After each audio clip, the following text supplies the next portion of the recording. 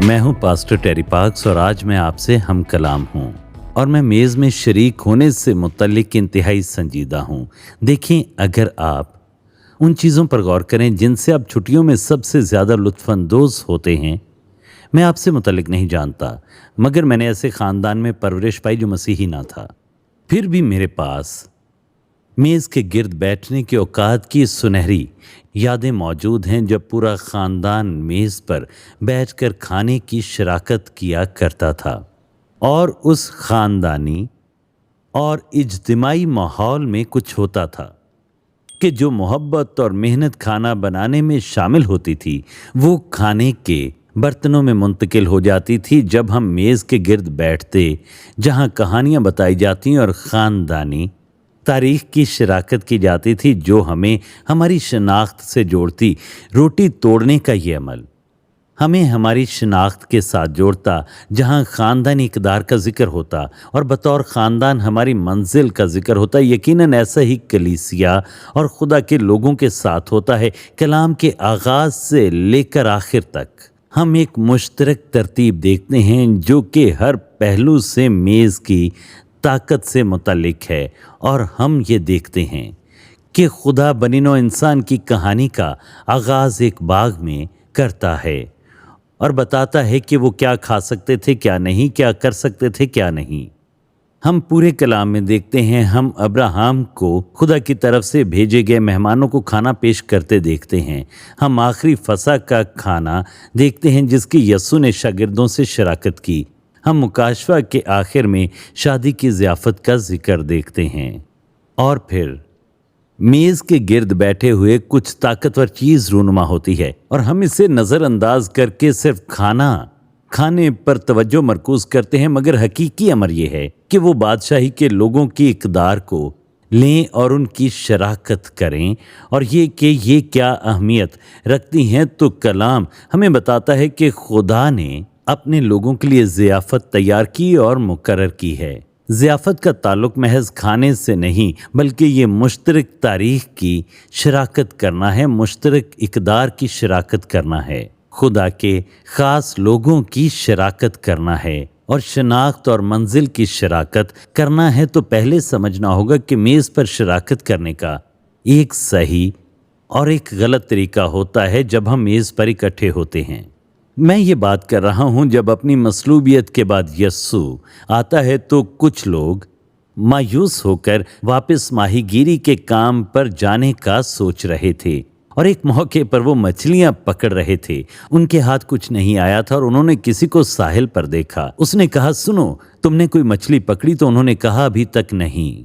उसने कहा, एक बार फिर कोशिश करो। और फिर वो सोच रहे थे, हमने सारी रात कोशिश की, लेकिन चलो हम एक बार फिर जाल फेंकते हैं। और उन्होंने 150 मछलियां पकड़ी और फिर उन्हें एहसास हुआ कि ये खुदावंद है, और भाई भागकर साहिल पर यस्सु के पास आए और यस्सु वहाँ पर आग पर कुछ मछलियां भून रहा था। उसने रोटी तोड़ी और उन्हें मछली खाने को दी। देखें, मेज़ पर मुआशरे का एहसास और शराकतदारी का एहसास खाने की खुशी के एहसास से ज़्यादा और तबई खुशी से ज़्यादा होता है। जब हम किसी के साथ खाने की शराकत करते हैं तो अपने पेट से ज़्यादा दिल को तक़वियत देते हैं, और अगर हम खाने की मेज़ की अहमियत को समझते हों तो हमें पता चलता है कि किस तरह खुदा चाहता है कि हम खाने की मेज़ पर दूसरों को शरीक करें और अपनी रोटी मिलकर तोड़ें। तो इसमें शामिल होने का सही तरीका भी है और गलत भी।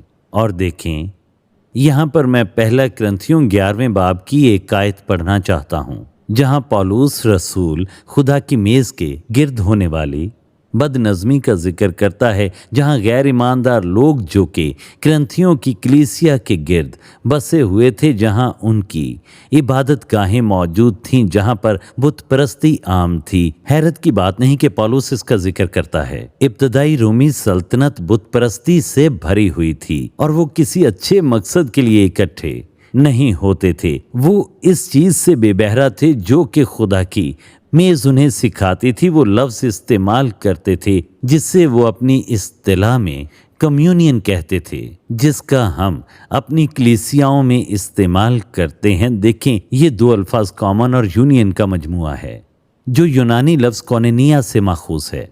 कोनिनिया दरअसल भाईचारे और बाहमी ये गानगत के लिए इस्तेमाल होता है। तो खुदा की मेज़ में अगर भाईचारा नहीं है और दूसरों के साथ रफाकत नहीं, तो ये महज एक दावत है जिसमें हम सिर्फ अपने खाने खाते और मशरूबात ही पीते हैं, इसमें और कुछ भी नहीं। अगर हम कलीसियाई तौर पर भाईचारा नहीं रखते, एक दूसरे के हालात का जायज़ा नहीं लेते और एक दूसरे से बरकत नहीं बांटते और दूसरों के साथ खुश नहीं होते और दूसरों के दुखों का मुदावा नहीं करते, तो हम कलीसिया में इसके मकसद को ख़त्म कर देते हैं। कलीसिया का मतलब और कुछ नहीं, कलीसिया का मतलब भाईचारा और बाहमी ये गानगत है, और ये चीज़ मसीह यस्सु से आती है और ये रोटी तोड़ने से आती है। तो आइए देखते हैं पहला करंथियों 11वां बाब, और मैं ये आपके सामने पढ़ता हूँ क्योंकि पौलुस उनकी इस बदनज़मी और खाने की शराकत दारी के मकसद को ख़त्म करने की वजह से तंबीह करता है। लेकिन ये हुक्म जो देता हूँ इसमें तुम्हारी तारीफ़ नहीं करता, इसलिए कि तुम्हारे जमा होने से फ़ायदा नहीं बल्कि नुकसान होता है।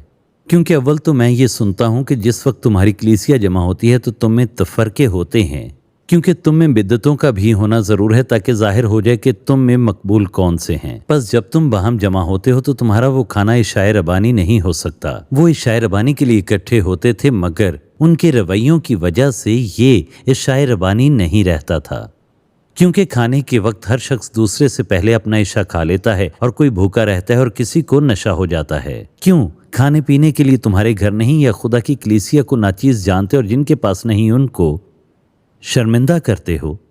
दरअसल वो कहता है, क्या तुम इस ज़हन के साथ नहीं आ सकते कि अपना पेट भरने की बजाय दूसरों के साथ इसकी शराकत करो? वो दरअसल यही कहता है कि क्या तुम्हारे पास अपने घर मौजूद नहीं है कि तुम वहाँ बैठकर अपना खाना खा सको और वहाँ बैठकर पी सको? आप ये बात जहन में रखें कि ये एक रूमी मुआशरा था जहाँ सिर्फ ज़ियाफ़त दिखावे के लिए की जाती थी ताकि उनकी तारीफ़ की जाए और उनकी चीज़ों की नुमाइश की जाए। तो ये ताज्जुब की बात नहीं कि ये करंथियों में होता था, और जिनके पास नहीं उनको शर्मिंदा करते हो। मैं तुमसे क्या कहूँ? क्या इस बात में तुम्हारी तारीफ़ करूँ? मैं तारीफ़ नहीं करता, क्योंकि ये बात मुझे खुदावंद से पहुँची और मैंने तुमको भी पहुँचा दी कि खुदावंद यस्सु ने जिस रात वो पकड़वाया गया रोटी ली, फिर लिखा है और शुक्र करके तोड़ी और कहा, ये मेरा बदन है जो तुम्हारे लिए है, मेरी यादगारी के वास्ते यही किया करो। अब यादगारी की इस्तिलाह में खुदा हमें सिखाता है कि हम सब मसीह का बदन हैं और हम सब एक दूसरे से जुड़े हैं और हम जिंदा खुदा का मक़दस हैं। इसलिए बदन को जुड़े रहना चाहिए और दोबारा जुड़ने का मकसद भी यही है कि मसीह का बदन कलीसियाई तौर पर इसमें शरीक हो। सही? तो यादगारी का मतलब ये है कि हम एक दूसरे के साथ भाईचारे में शराकत की इस यादगारी को याद रखें। ये मेरा बदन है जो तुम्हारे लिए है, मेरी यादगारी के वास्ते यही किया करो। इसी तरह उसने खाने के बाद प्याला भी लिया और कहा, ये प्याला मेरे खून में नया अहद है, जब कभी पियो मेरी यादगारी के लिए यही किया करो। तो इशाए रबानी मेरे ख्याल में आप देखें, आखिरी फसा जिसे हम रिवायती तौर पर आखिरी फसा कहते हैं, यस्सु उन्हें मसलूब होने से पहले हिदायत दे रहा था, और ये इंतहाई अहम और नाजुक लम्हा था। अगर मैं अपनी दुनियावी ज़िंदगी को तर्क करके खुदा की ताबेदारी में जाने के लिए तैयार हूँ तो मैं चंद अहम बातें ज़रूर बताऊँगा। यहाँ उसने खुदा की मेज़ से मुतल्लिक इंतहाई अहम और ज़रूरी बातें बयान की, और यहाँ इसका ज़िक्र है कि मेरे खून में ये एक नया अहद है। ये पुराने अहद से नए अहद में जाने का एक तरीका है और ये तब्दीली का एक मौका है। ठीक है, वो कहता है क्योंकि जब कभी तुम ये रोटी खाते हो और इस प्याले में से पीते हो तो खुदावंद की मौत का इजहार करते हो जब तक कि वो ना आए। इस वास्ते जो कोई नामुनासिब तौर पर खुदावंद की रोटी खाए या उसके प्याले में से पिए, वो खुदावंद के बदन और खून के बारे में कसूरवार होगा।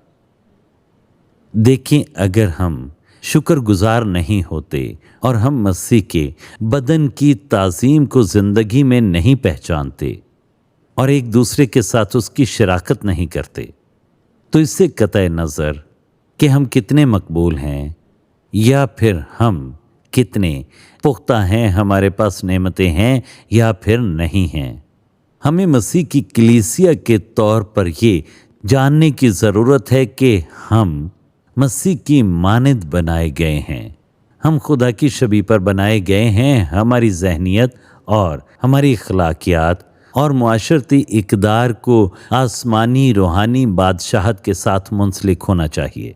इसलिए हमें अपने लोगों को इज़्ज़त देनी चाहिए, इसलिए नहीं कि वो इज़्ज़तदार हैं, बल्कि इसलिए कि वो इज़्ज़त के काबिल हैं, हम भी इज़्ज़त के काबिल हैं। और ये इंतहाई अहम है।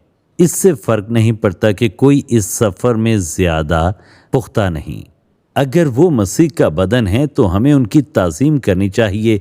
और मेरे ख़्याल में यहाँ इसी बात का ज़िक्र है, जो कोई नामुनासिब तौर पर खुदावंद की रोटी खाए या उसके प्याले में से पिए, वो खुदावंद के बदन और खून के बारे में कसूरवार होगा। अगर आप ताज़ीम नहीं करते, अगर आप इज़्ज़त नहीं करते, तो आप मसीह के बदन के गुनाहगार हैं।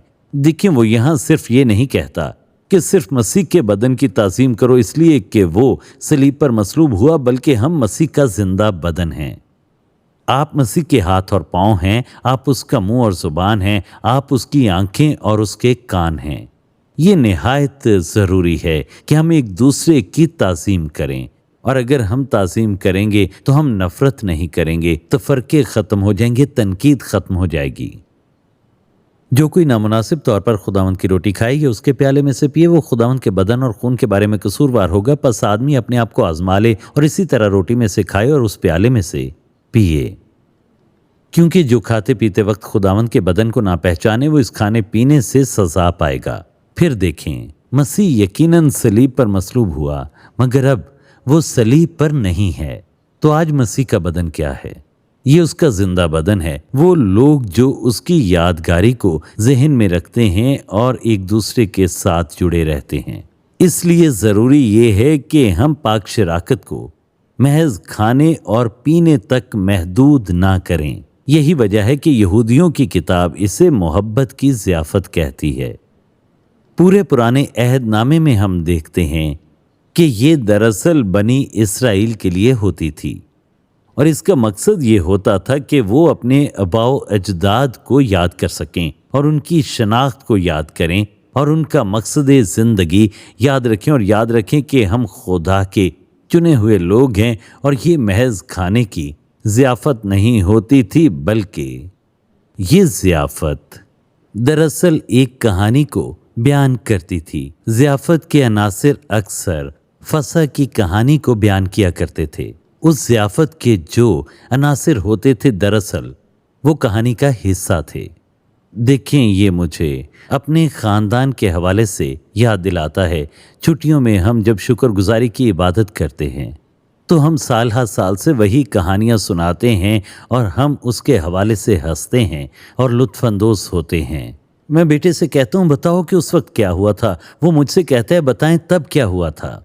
क्या हमें वो कहानी याद नहीं होती? हाँ, याद होती है, मगर तफरीह की बात इसे बताना और शराकत करना है, और ये हमें ख़ानदान के तौर पर जोड़ती है। ये सब कहानियाँ हमें पाक्स फैमिली का एक हिस्सा बनाती हैं। जो मेज़ पर बैठकर बताई जाती हैं, वो आपको आपकी शनाख्त से जोड़ती हैं और वो बनाती हैं जो आप होते हैं, और इसीलिए ये इंतहाई अहम होती हैं। आजकल लोग मेज़ पर इकट्ठे बैठकर दोपहर या रात का खाना शायद ही हफ्ते में 2 बार खाते हैं, और ये एक अलमिया है। जब मैं छोटा था, हम अक्सर शाम का खाना इकट्ठे खाते और अक्सर औकात नाश्ता भी इकट्ठे करते। और यहाँ आप अपने दिन की सोच की शराकत करते हैं या फिर अपनी इक़दार की। देखें, खुदा की बादशाही सिखाने से ज़्यादा समझने की है, और ये वो तरीका है जिससे हम इसे समझ सकते हैं। देखें, यस्सु के शागिर्द थे जिन्हें वो दुनिया को बदलने के लिए इस्तेमाल करना चाहता था। उनके पास कोई क्लासरूम नहीं था, तो उसने उनसे कहा, तुम आओ और मेरे साथ चलो। जो मैं करता हूँ देखो, जो मैं करता हूँ करो, और दूसरों को ये करना सिखाओ। और यही मेज़ पर होता है जब हम खाने की शराकत करते हैं। हम अपनी ख़ानदानी तारीख़, अपने तजुर्बात और अपनी अक़दार की शराकत करते हैं, और उसकी शराकत जो हमें वो बनाता है जो हम हैं। और ये इंतहाई अहम है, एक बार फिर गौर करें। 29वीं आयत, क्योंकि जो खाते पीते वक्त खुदावंद के बदन को ना पहचाने वो खाने पीने से सजा पाएगा। फिर इसी सबब से तुम में बहुतेरे कमज़ोर और बीमार हैं और बहुत से सो भी गए हैं। सोने से मुराद ये है कि बहुत से लोग वफात पा गए हैं। अगर हम अपने आप को जांचते तो सजा ना पाते। तो आप इस पर गौर करें कि ये कितना अहम है। तुम में बहुतेरे कमज़ोर और बीमार हैं और बहुत से सो भी गए क्योंकि उन्होंने सही पहचाना नहीं। तो फिर देखें, अगर आप याद करें कि अमाल की किताब के मुताबिक पेंतीकोस्त के बाद इब्तदाई कलीसिया के साथ क्या हुआ था, वो एक दूसरे के घरों में जाते और वहाँ वो रोटी तोड़ते और मिलकर दुआ या इबादत का इनेकाद करते, बेहतरीन अंदाज में शराकत करते, कोई इम्तियाज रवा ना रखते। उन्होंने उस कुदरत को पहचान लिया था, उस कुदरत को जो उस वक्त तब्दीली के वक्त रूनुमा हो रही थी, पुराने अहद से नए अहद की तब्दीली के वक्त। और देखें, एक चीज़ जो हमारे मुआशरे में खो चुकी है और हम नहीं चाहते कि हमारे ख़ानदान में खोए या हमारी जमात में या फिर हमारी कलीसियाओं में, और वो है एक दूसरे के साथ रोटी तोड़ने और शराकत करने की कुदरत। सिर्फ पेट के लिए नहीं बल्कि अपने दिलों के लिए। देखिए, ना सिर्फ खाने से लुत्फानंदोज होने के लिए बल्कि एक दूसरे की शराकत और एक दूसरे की नेमतों से लुत्फानंदोज होने के लिए जो खुदा ने हमारी ज़िंदगियों में दी हैं, कि हम एक दूसरे से अपनी गवाही की शराकत करें, अपनी जदोजहद की शराकत करें, ताकि हम फिर से जुड़ सकें, फिर से याद रख सकें, एक बदन का हिस्सा बन सकें, आपस में रफाकत रखें। जब हम ऐसा करेंगे तो बाहर से इसकी खूबसूरती देखने वाले कहेंगे कि मैं इसका हिस्सा बनना चाहता हूँ। यकीनन ये आपके लिए मददगार होगा। ये मेरी ज़िंदगी का एक बड़ा हिस्सा है। मैं लुत्फानंदोज होता हूँ और ना सिर्फ खाना पकाने की मेहनत से बल्कि मुझे खुशी होती है कि लोग इस खाने में एक दूसरे के साथ शराकत करें, मिलकर खाना खाएं, खुशियां बांटें और एक दूसरे के साथ अपनी कहानियों की शराकत करें। तो मैं इस दुआ के साथ ख़त्म करना चाहता हूँ। ऐ बाप, मैं उस भलाई के लिए तेरा शुक्रगुजार हूँ जो रोटी तोड़ने के वसीले आती है, जो हम अपने प्यारों के साथ छुट्टियों में या बर्थडे के मौके पर तोड़ते हैं। लेकिन इसके साथ हम चर्च में एक दूसरे के साथ रोटी तोड़ते हैं और एक दूसरे के साथ मोहब्बत की ज़ियाफ़त और पाकिशा में रोटी तोड़ते हैं, ताकि हम एक दूसरे की तमाम नेमतों और बुलावों की पजीराई कर सकें जो तूने उनके अंदर रखे हैं।